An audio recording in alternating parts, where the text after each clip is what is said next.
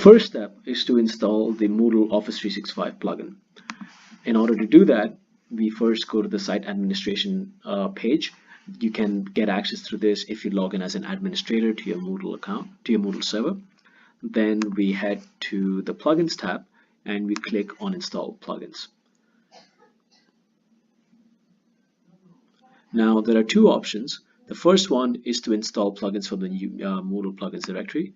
You can do so by simply heading here, logging into Moodle, and finding the local underscore O365 plugin to install.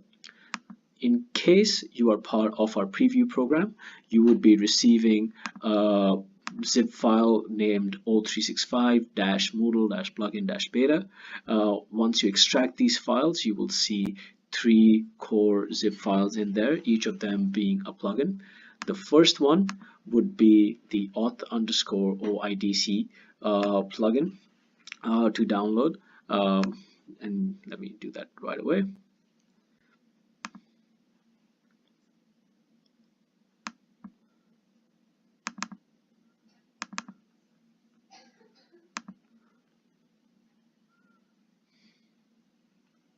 So that would be the first one. Once you install this plugin, the second plugin to install would be the O365 Moodle Teams theme. So we have created a custom theme for Moodle that will only be displayed within our Teams environment. So that's the next thing we should be installing. Once we upload that file,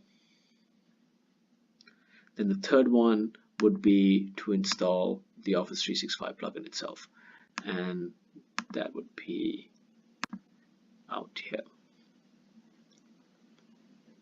Once we have all the 3 plugins installed, we can verify that they exist by going to the site administration page again and heading to the plugins tab.